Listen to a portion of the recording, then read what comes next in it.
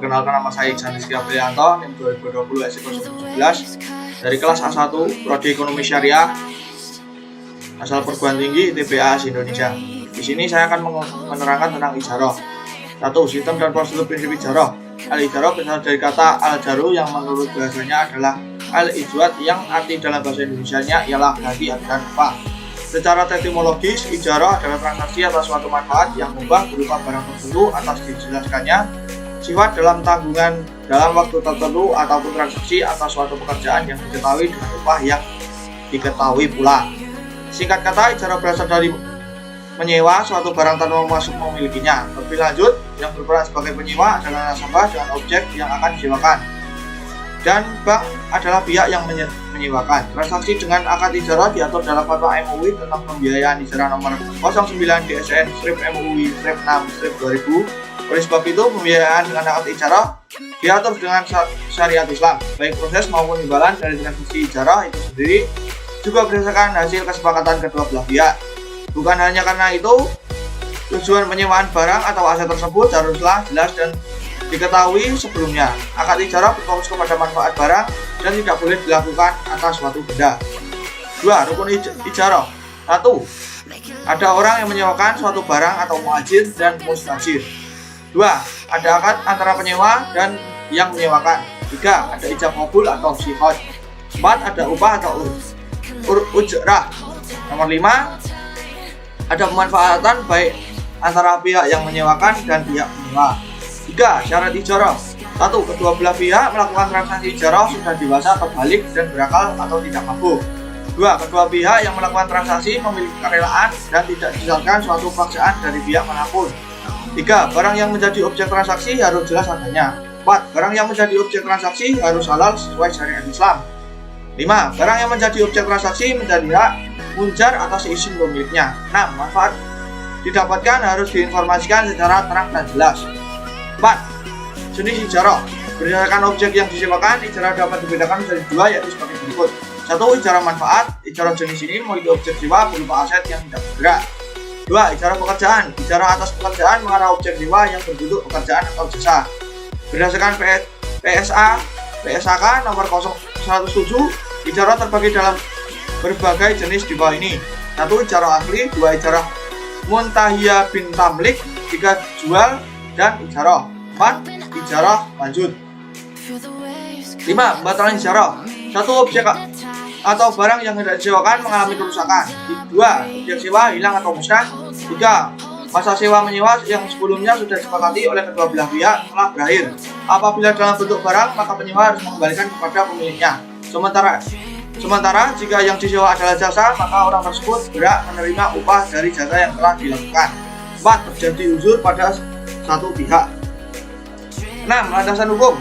Landasan hukum dari transaksi ijarah berasal dari Quran surat At-Tolak 65 ayat 6 yang berbunyi, tempatkanlah mereka para istri di mana kamu bertempat tinggal menurut kemampuannya, dan janganlah kamu menyusahkan mereka untuk menyempitkan hati mereka. Dan jika mereka istri-istri yang sudah ditalak itu sedang hamil, maka berikanlah kepada mereka nafkah hingga mereka bersalin. Kemudian jika menyusukan anak-anakmu maka berikanlah mereka upahnya. Dan musyawarahkan di antara kamu segala sesuatu dengan baik. Dan jika kamu menemui kesulitan, maka perempuan lain boleh menyusukan anakmu itu. Quran surat Al-Hoshah 28 ayat 26 dan 27 memiliki arti, salah seorang dari kedua wanita itu berkata, ya bapakku, ambillah ia sebagai orang yang bekerja pada kita, karena sesungguhnya orang yang paling baik yang kamu ambil itu bekerja pada kita ialah orang yang kuat dan dapat dipercaya. Bait nomor 27. Berkatalah jika Suaib, sesungguhnya aku bermaksud menikahkan kamu dengan salah seorang dari kedua anakku ini atas dasar bahwa kamu bekerja denganku 8 tahun, dan jika cukupkan 10 tahun maka itu adalah suatu kebaikan dari kamu, maka tidak hendak memberitahu kamu, dan kamu insya Allah akan mendapati termasuk orang-orang yang baik. Dan di sini saya akan menerangkan secara singkat skema ijarah. 1. Pengajuan permohonan. Nasabah mustajir mengajukan permohonan kepada bank syariah sebagai muajir. Kedua, bank syariah menyewa atau membeli objek kepada penjual supplier Dan ketiga, nasabah dan bank syariah melakukan sewa beli. Dan keempat, penjual melakukan pengiriman kepada nasabah. Dan kelima adalah nasabah membayar cicilan yang telah ditentukan oleh bank syariah atau muajir. Dan sini kita ke subbab kedua, sistem dan prosedur prinsip qard. Qard adalah akad pinjaman yang diwajibkan dikembalikan dengan jumlah yang sama pada waktu disepakati. Secara teknis, pinjaman ini diberikan kepada seseorang atau lembaga keuangan syariah pada orang lain yang kemudian digunakan untuk kebutuhan yang mendesak. Pembayarannya bisa dilakukan dengan diangsur atau lunas sekaligus. 2. Syarat dan rukun qard. 1. Pinjaman atau mutarid. Pihak peminjam harus seorang yang ahliyah muamalah, yang berarti harus balik, berakal waras dan tidak majur atau secara syariat tidak dikenakan mengatur hartanya sendiri. 2. Pemberian pinjaman atau muqrid. Pihak pemberi pinjaman haruslah seorang ahliyat at-tabaru atau layak bersosial, dengan arti mempunyai kecapakan dalam menggunakan hartanya secara mutlak menurut pandangan syariat. Dalam qard, seorang mudrid meminjamkan dananya tanpa paksaan dari pihak lain. Jika dalam perbankan syariah, qard dijalankan sebagai fungsi sosial bank. Dananya bisa berasal dari dana zakat, infak, dan sedekah yang dihimpun dari ahniyah atau dari sebagian keuntungan bank. 4. Barang atau utang mahfud alaih. Barang yang digunakan sebagai objek dalam qard harus dapat diakad salam. Dengan tidak diakad salam, maka barang tersebut dianggap sah untuk dihutangkan.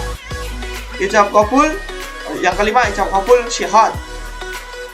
Ucapan dalam ijab kabul harus dilakukan dengan jelas dan dapat dipahami oleh kedua belah pihak sehingga tidak menimbulkan kesalahpahaman. 3. Ketentuan umum akad qard. 1. Qard adalah pinjaman yang diberikan kepada nasabah atau muqtarid yang memerlukan. 2. Nasabah al-qard wajib mengembalikan jumlah pokok yang diterima pada waktu yang telah disepakati bersama. 3. Biaya administrasi dibebankan kepada nasabah. 4. LKS yang meminta jaminan kepada nasabah bila mana kepada perlu. 5. Nasabah al-qard dapat memberikan tambahan atau sumbangan dengan sukarela kepada LKS serta tidak diperjanjikan dalam akad. 6. Jika nasabah tidak dapat mengembalikan sebagian atau seluruh kewajiban pada saat yang telah disepakati dan LKS telah memastikan ketidakmampuan, LKS dapat memperpanjang jangka waktu mengembalikan atau menghapus write off sebagai atau seluruh kewajibannya. 4. Sumber dana qard. Berdasarkan fatwa MUI, pendanaan qard berasal dari 1. Bagian modal lembaga keuangan syariah. 2. Keuntungan lembaga keuangan syariah yang disisihkan. 3. Lembaga lain atau individu yang mempercayakan penyaluran infaknya kepada lembaga keuangan syariah. 5. Fungsi qard. 1. Membantu nasabah yang sedang membutuhkan dana cepat untuk 5. Fungsi qard. 1. Membantu nasabah yang sedang membutuhkan dana cepat untuk kebutuhan yang mendesak. 2. Qard hasan yang menjadi pembeda lembaga keuangan syariah dengan lembaga keuangan profesional karena membawa misi sosial di dalamnya. 3. Misi sosial ini dapat meningkatkan cita positif dan loyalitas masyarakat pada lembaga keuangan syariah. 6. Macam-macam qard.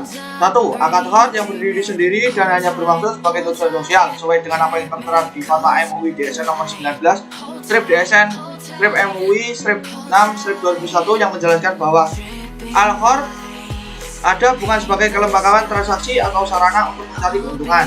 2. Akad qard yang terjadi sebagai sarana untuk melengkapi transaksi lain yang bersifat komersil atau termasuk dalam akad-akad muawadah hanya untuk mendapatkan keuntungan pihak ketiga hanya dalam menggunakan dana tersebut untuk tujuan komersil seperti pembiayaan pengurus haji, lembaga keuangan syariah, produk transmas, pengalihan utang, dan ajakan piutang. 7. Pengakuan dan pengukuran qard. 1. Pinjaman qard dilakukan. 1. Pinjaman qard diakui sesuai dengan besarnya jumlah yang dipinjamkan pada saat transaksi terjadi. 7. Pengakuan dan pengukuran qard. 1. Pinjaman qard diakui sesuai dengan besarnya jumlah yang dipinjamkan pada saat transaksi terjadi. 2. Biaya administrasi, bonus atau ujrah yang dayanya bersumber dari modal bank diakui sebagai pendapatan operasional lainnya sesuai dengan jumlah yang diterima. 3. Biaya administrasi, bonus atau ujrah yang dayanya bersumber dari dana pihak ketiga diakui sebagai pendapatan utama lain dan hasilnya kemudian dibagi sesuai dengan besar jumlahnya diterima.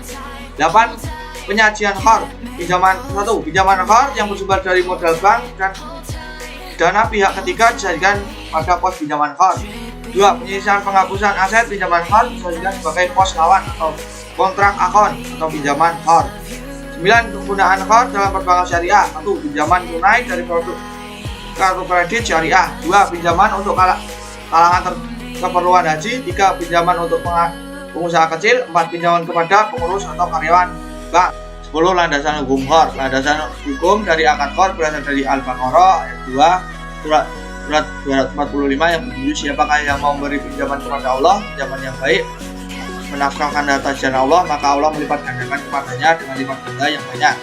Dan Allah menyempitkan dan melupakan rezeki, dan kepadanya lah kamu kembalikan. Dan serta dari ayat Al-Baqarah surat 2 ayat 280 yang memiliki arti, dan jika orang yang berhutang itu dalam kesukaran, maka beralihlah tanggung jawab sama dia berkelapangan dan menyedekahkannya sebagian atau semua utang. Itu lebih baik bagimu jika kamu mengetahui. Dan kita memasuki sebab yang ketiga. 1. Sistem dan prosedur prinsip waidah. Waidah berasal dari kata wada asyi syai'a, yang artinya meninggalkan atau menitipkan sesuatu pada orang lain yang sanggup menjaga sebagai titipan murni dari satu pihak ke pihak lain, baik individu maupun badan hukum yang harus dijaga dan dikembalikan kapan saja si penitip menghendakinya. Dalam ekonomi syariah, wadiah adalah titipan nasabah yang harus dijaga dan dikembalikan setiap saat atau waktu-waktu nasabah yang berhubungan menghendaki.